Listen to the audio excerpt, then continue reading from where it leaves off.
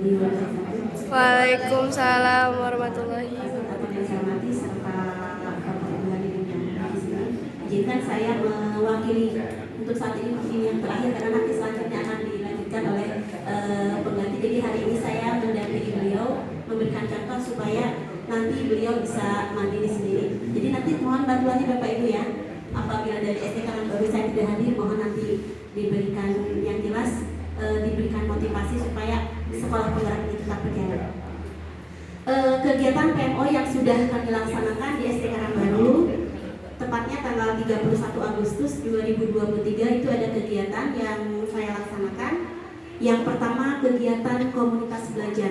Jadi kami sudah membuat rencana lesson study berhubung waktunya pas. Jadi ada 6 PMO kemudian 6 lokakarya. Jadi kami membagi Pak. Jadi sudah ada jadwalnya dimulai dari kelas 6 kemudian nanti bulan Oktober kelas 5 dan selanjutnya sampai dengan kelas 1. Jadi sudah terjadwal. Nah untuk jadwal yang kemarin tanggal 31 Agustus itu jatuh ke kelas 6. Jadi sebagai model di sini adalah beliau, kebetulan beliau hadir Ibu Sri Rahmawutri. Kemudian yang lainnya, guru yang lainnya bertindak sebagai observer. Ini dalam kegiatan komunitas belajar. Kemudian kami juga mempunyai, insya Allah kalau kami mengatakannya ini warisan dari Bapak Pengawas, karena insya Allah tahun depan sudah purna ya Pak ya, tapi ada warisan beliau yang sangat berharga yang insya Allah akan kami laksanakan, yaitu lesson study dan konsep mikir nih. Jadi kalau ngajar kok nggak mikir, kayaknya kami merasa kurang. Konsep mikir ini yang pertama mengalami.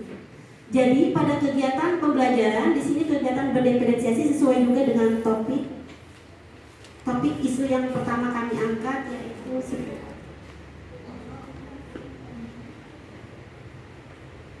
implementasi pembelajaran di kelas, yaitu pembelajaran berdiferensiasi. Kembali lagi Pak yang tadi. Nah, kegiatan pembelajaran berdiferensiasi ini pada saat pembelajaran itu menghasilkan produk. Jadi masuk ke dalam kategori pembelajaran berdiferensiasi produk, di mana ada dua kelompok, satu kelas dibagi menjadi beberapa kelompok. Nah, kelompok yang pertama menggunakan mind map dengan aplikasi Canva. Kemudian kelompok yang berbeda, mungkin betul kata Pak Sariman, kinestetik ya Pak ya, itu menggunakan mind map dengan menggunakan media kertas karton.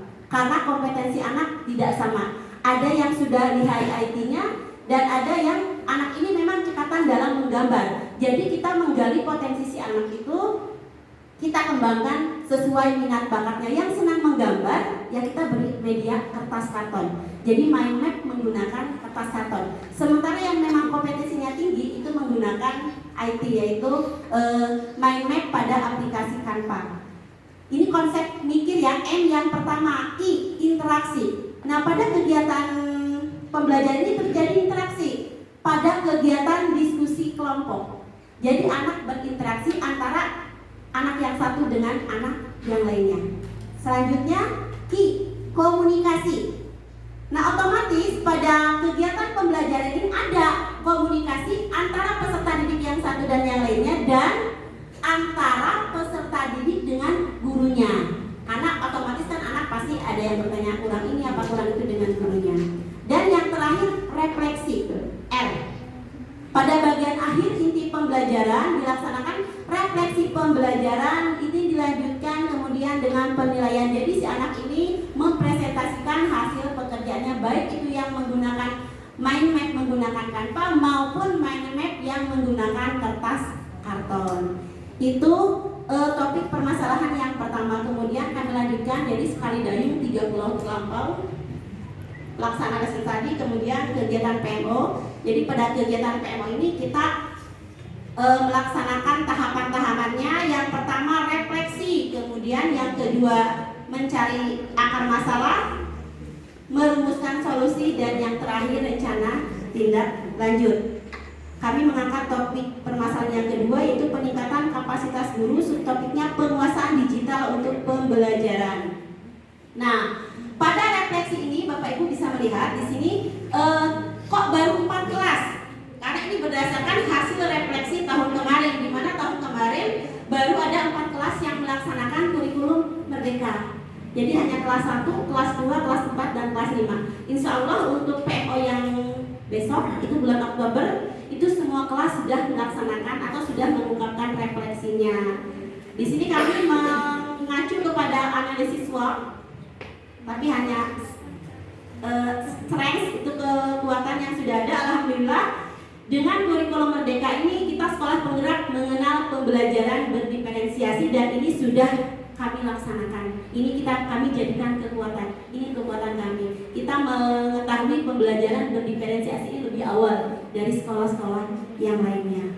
Selanjutnya yang jelas kelemahannya kompetisi anak yang kelas 1 masih beragam, ada yang memang sudah lebih, ada yang memang masih kurang. Kemudian sudah ya Pak ya, kompetensi anak yang beragam, kemudian KBM yang pasif. Jadi kami berdiskusi mencari akar masalah. Lanjut Pak. Jadi di kelas 1 pembelajarannya monoton, kemudian anak belum bisa baca. Yang kelas 2 masih sama, masih ada anak yang belum bisa baca, kemudian anak yang kurang fokus. Kemudian untuk yang kelas 5 anak kurang semangat. Kenapa kelas 4 ini tidak ada? Karena di kelas 4 ini saya merasa kekurangannya hanya sedikit. Jadi akar masalahnya terfokus pada 3 kelas ini. Selanjutnya, nah kami berdiskusi setelah itu. Jadi setiap guru memberikan masukannya. Jadi ada yang memberikan solusinya, ayo kita buat les tambahan. Tapi otomatis kalau les tambahan berhubungan dengan finansial. Kemudian pendekatan langsung ke mahasiswa. Jadi alhamdulillah di tempat kami gurunya itu bahkan sampai